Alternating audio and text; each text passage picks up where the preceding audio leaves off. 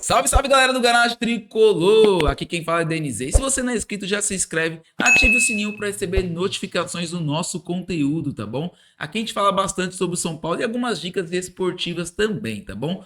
Hoje, sábado, tem jogo do São Paulo contra o Cruzeiro lá no Mineirão. O São Paulo tem bom retrospecto contra o Cruzeiro, mesmo jogando fora de casa. No primeiro turno do Brasileiro foi um jogo extremamente difícil. O São Paulo tomou um grande abafo dentro de casa, mas não saiu igual, né? Empatou o jogo contra o Cruzeiro.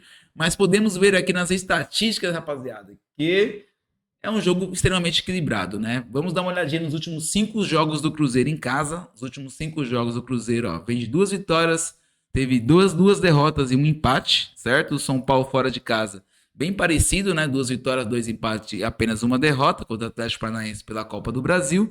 E aí você pega o retrospecto aqui do confronto direto no Cruzeiro jogando em casa. Em casa, ó, empate, deu São Paulo, deu Cruzeiro, deu São Paulo. Então, assim, é muito equilibrado. É um jogo, assim, com tendência de poucos gols. Mesmo você puxando o histórico mais antigo, nunca passa de 3 gols na partida.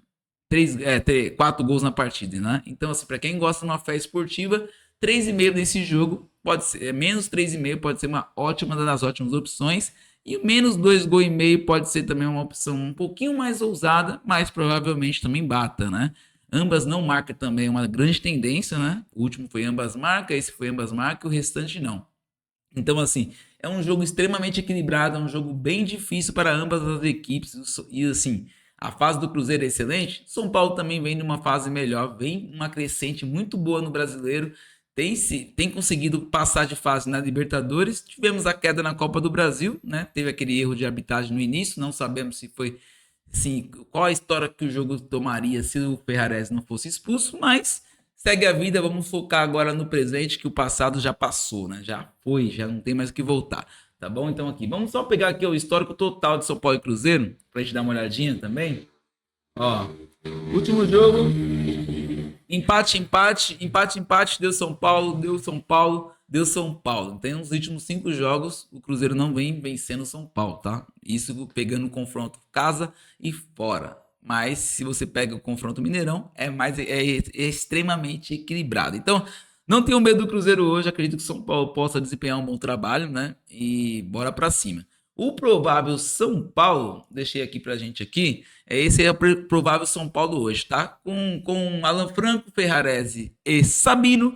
Temos o Patrick, que é um lateral que a gente não confia muito, né? Esse aí nunca conseguiu demonstrar no profissional o que fazia na base, né? Chegou até a seleção pela base. Temos o Cédric Soares, né? Que vem caindo na graça da torcida, mesmo não sendo um lateral assim, que passa nossos olhos brilhar, né? Mas é o que a gente tem. E se a gente pega um Igor Vinícius da vida, a gente fica, nossa, obrigado, Cédric, né?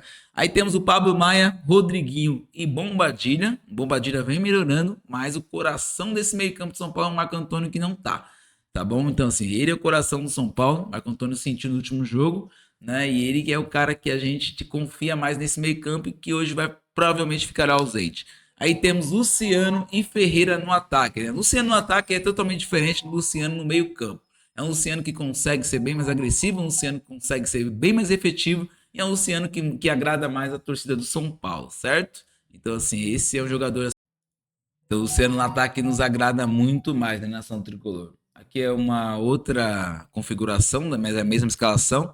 Né? O Cruzeiro é um time forte, mas acredito bastante no desempenho do nosso tricolor. E o que mais preocupa a nação tricolor é o atacante, né? Assim, quem virá para esse ataque São Paulino? São Paulo vai conseguir ou não contratar algum jogador, né? Então tem várias especulações, né? Temos o Marcelo Rian, que provavelmente não virá mais, o time não quer liberar ele tá emprestado lá no Japão e o time não tem interesse de antecipar o encerramento desse empréstimo. Então, assim, São Paulo já está com dificuldades e provavelmente não virá. Então, assim, tem outros nomes sendo ventilados no mercado.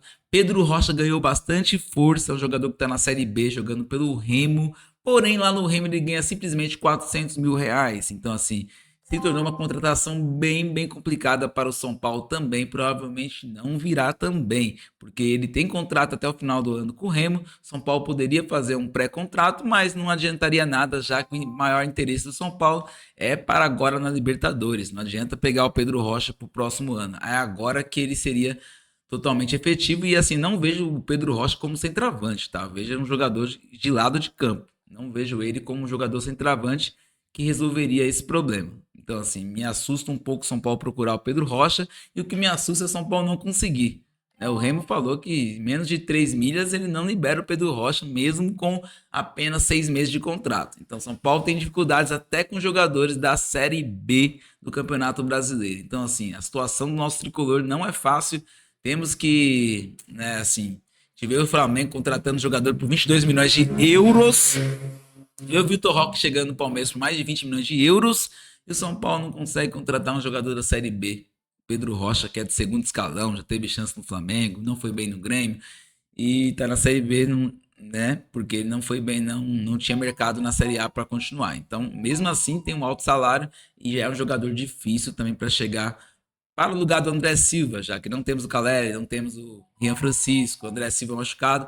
Então, o São Paulo precisa desse jogador. O Dileno, ninguém entende a contratação dele, que não serve nem para ser banco. Ele é banco do próximo cara que chegar. Então, ele é banco, entendeu? O Dileno é um cara que foi contratado para ficar no banco. Não, se chegar outro, ele vai continuar sendo banco. O Tapia, não sabemos por que contratou também. Não é um jogador que me agrada, né? Então, assim, também não entendo a contratação do Tapia. E assim vamos o São Paulo, algumas contratações que ninguém explica, né? Santiago Longo, entre outros aí que nem jogam e já são emprestados, vendidos e por aí vai, ou que a gente fica pagando uma eternidade, né?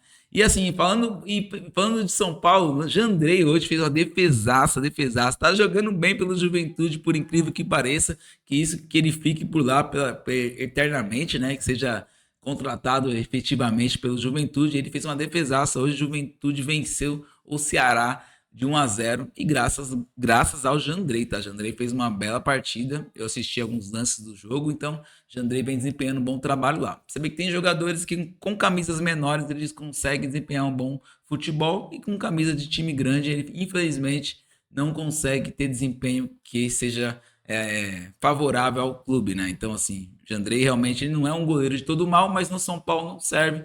Efetivamente não tem como, tá bom? No São Paulo ele não consegue mesmo performar, tá bom? Então, essas principais notícias, o São Paulo hoje vai forte para Minas Gerais. São Paulo não tem desvantagem contra o Cruzeiro. Acredito que é um jogo bem pareiro e acredito que é um jogo de poucos gols. Vai ser decidido em detalhes, mesmo o Cruzeiro numa boa fase, São Paulo tem plena capacidade de sair pelo menos com um ponto de Minas Gerais, que é extremamente importante, já que o brasileiro agora é somar pontos para a gente ficar bem para jogar os 2 jogos da Libertadores que vai definir nosso futuro neste ano, tá bom, galera? Obrigado para quem ficou até o final. Então deixa um comentário aqui para o nosso vídeo ganhar alcance. Curte nosso conteúdo, compartilha aí nos grupos de WhatsApp, o grupo do Cartola, o grupo da Apostas Esportiva, para a gente ter mais ânimo para criar mais conteúdos, trazer dicas para vocês também aqui, para que a gente possa discutir e crescer cada vez mais, beleza? Tamo junto, é nóis e fui! Então, o Luciano no ataque nos agrada muito mais, né, nação tricolor. Aqui é uma outra configuração, mas é a mesma escalação.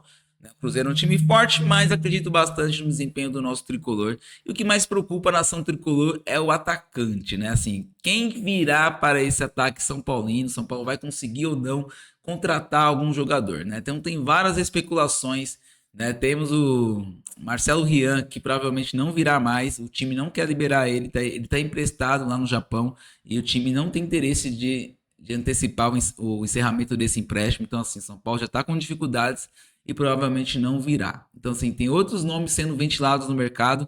Pedro Rocha ganhou bastante força, é um jogador que está na Série B, jogando pelo Remo. Porém, lá no Remo ele ganha simplesmente R$ 400 mil.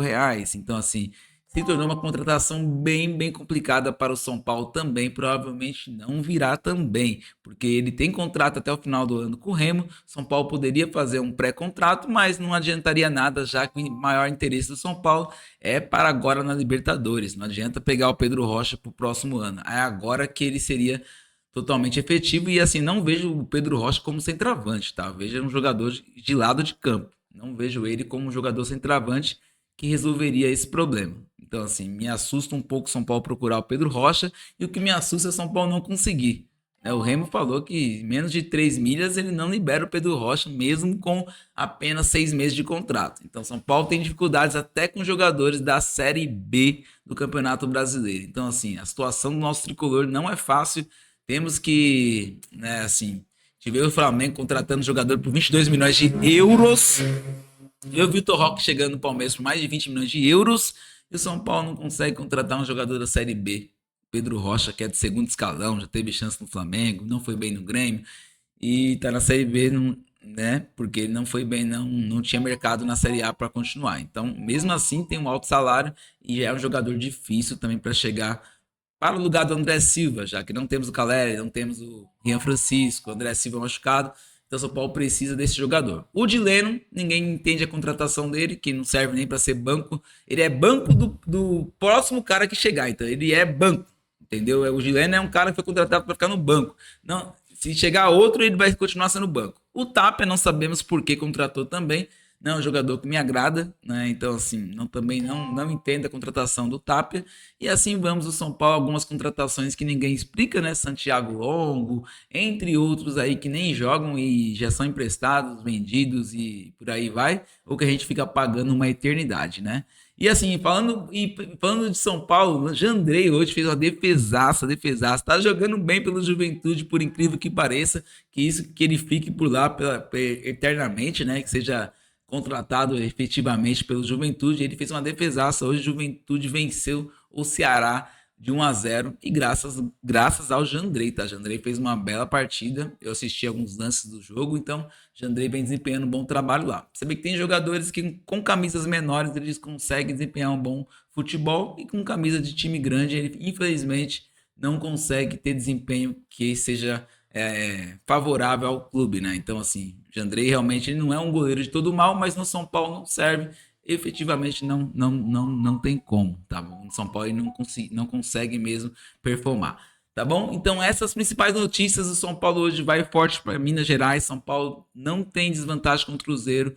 Acredito que é um jogo bem pareiro e acredito que é um jogo de poucos gols. Vai ser decidido em detalhes, mesmo o Cruzeiro numa boa fase, São Paulo tem plena capacidade de sair pelo menos com um ponto de Minas Gerais, que é extremamente importante, já que o brasileiro agora é somar pontos para a gente ficar bem para jogar os 2 jogos da Libertadores que vai definir nosso futuro neste ano, tá bom, galera? Obrigado para quem ficou até o final. Então deixa um comentário aqui para o nosso vídeo ganhar alcance.